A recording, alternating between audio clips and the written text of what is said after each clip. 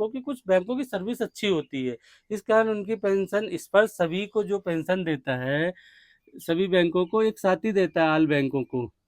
लेकिन डिपेंड करता है कि आपका बैंक कौन-सा है। तो दोस्तों जो बैंकों में सर्विस सबसे पहले अच्छी होती है और जो पेंशन के मामलों में तो नमस्कार दोस्तों। दोस्तों आज 28 जून है और जैसा आपको मैंने पहले ही वीडियो में बताया था कि आज 28 जून को स्पर्श की पेंशन क्रेडिट होगी।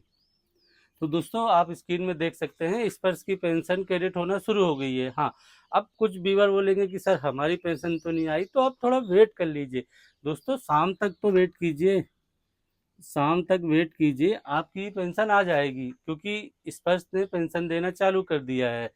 अब दोस्तों आप कंफ्यूज हो रहे होंगे कि मेरा स्टेट बैंक है उनका, तो मैं आगे आपको वीडियो में बताता हूँ कि किस बैंक की पेंशन पहले फास्ट होती है और किसकी थोड़ा लेट स्लो होती है।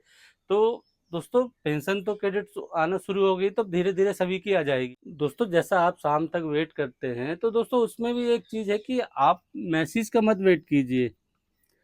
आप ये ध्यान रखिए मैसेज का वेट मत कीजिए, आप अकाउंट स्टेटमेंट देखिए। हो सकता है कि मैसेज रैंडम सबको फॉरवर्ड होता है बैंक के थ्रू या सर्वर के थ्रू, तो कभी कभी मैसेज नहीं आता है। दोस्तों अगर आपकी पेंशन डिपॉजिट नहीं होती है तो कुछ एक कारण हो सकते हैं, तो मैं आपको कारण बताता हूँ, हो सकता है उनमें से एक आपका कारण ना हो। तो दोस्तों पहला कारण है लाइफ सर्टिफिकेट। दोस्तों ये मुख्तर होता है लाइफ सर्टिफिकेट के कारण। हाँ अभी जून तक की तो कोई प्रॉब्लम नहीं है, लेकिन ये जुलाई के महीने से प्रॉब्लम शुरू हो सकती है। तो अभी ये आप याद रखिए कि लाइफ सर्टिफिकेट जो पेंशन ना आने के कारण वो होता है, क्योंकि अभी तो डेट बढ़ी थी लेकिन आगे थोड़ी डेट बढ़ी है, तो जो पेंशन नहीं आती है तो सबसे पहला कारण होता है लाइफ सर्टिफिकेट का। दोस्तों इसी में है दूसरा आपका जो है मोबाइल सर्वर। अब मोबाइल सर्वर से क्या समझते हैं दोस्तों कि देखिए आपके अगर मोबाइल में नेटवर्क नहीं है, अगर नेटवर्क नहीं है तो आपको मैसेज नहीं आएगा। और नेटवर्क नहीं है पहला। दूसरा अगर 2G हैंडसेट यूज कर रहे हैं तो उसका इनबॉक्स के जो मैसेज होते हैं उनकी लिमिट होती है, वो 50 से 100 के बीच में ही होते हैं। तीसरा है दोस्तों इसी में कि अगर आप 2 सिम यूज कर रहे हैं और जो आपका रजिस्टर्ड मोबाइल नंबर है स्पर्श में दिया हुआ है, अगर उसमें ही रिचार्ज ना हो तो भी दिक्कत जाती है। आप ये याद रखिए कि अगर रिचार्ज किया है, कभी कभी हम प्रॉब्लम आती है, हम सिर्फ जो रजिस्टर्ड मोबाइल नंबर हम जियो की सिम यूज़ करते हैं, आइडिया वोडाफोन या किसी भी सिम एयरटेल की, उसमें नंबर दिए रहते हैं, तो उसमें रिचार्ज ना होने के कारण भी तो मैसेज नहीं आता है ना, तो हम कभी ध्यान नहीं देते हैं ये चीज़। तो इसके बाद आता है तीसरा कि जो बैंक सर्वर है।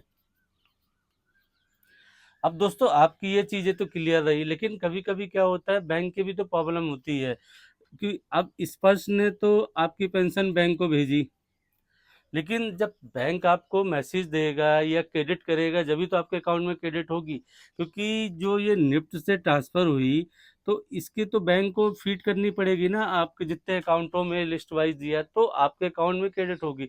तो ये बैंक की भी प्रॉब्लम होती है। दोस्तों आपको ये माइंड में क्वेश्चन उठ रहा होगा स्टार्टिंग में ही कि किसी बैंक की पहले आ जाती है किसी की बाद में आ जाती है। तो दोस्तों आज मैं बताऊंगा आपको कि कुछ बैंकों की सर्विस अच्छी होती है, इस कारण उनकी पेंशन स्पर्श सभी को जो पेंशन देता है, सभी बैंकों को एक साथ ही देता है, ऑल बैंकों को। लेकिन डिपेंड करता है कि आपका बैंक कौन सा है। तो दोस्तों जो बैंकों में सर्विस सबसे पहले अच्छी होती है और जो पेंशन के मामलों में, तो सबसे पहले आपका आता है दोस्तों स्टेट बैंक। स्टेट बैंक में मुझता सबसे पहले पेंशन क्रेडिट होती है, स्टेट बैंक में या इंडियन बैंक। दूसरा दोस्तों आपका इंडियन बैंक है। इन दोनों में दोस्तों जो पेंशन है ऑलरेडी इनकी सर्विस बहुत अच्छी है तो पेंशन पहले क्रेडिट होती है। फिर दोस्तों इसके बाद आते हैं आपके प्राइवेट बैंक। प्राइवेट बैंक में आप जैसा जानते हैं कि आपका एक्सिस बैंक हो गया और ICICI बैंक हो गया, इनमें सर्विस अच्छी होती है। और इसके बाद आते हैं दोस्तों जो आपके गवर्नमेंट बैंक बचे हैं, आपका केनरा बैंक हो गया, PNB हो गया, यूनियन बैंक हो गया, फिर इनमें पेंशन का प्रोसीजर होता है।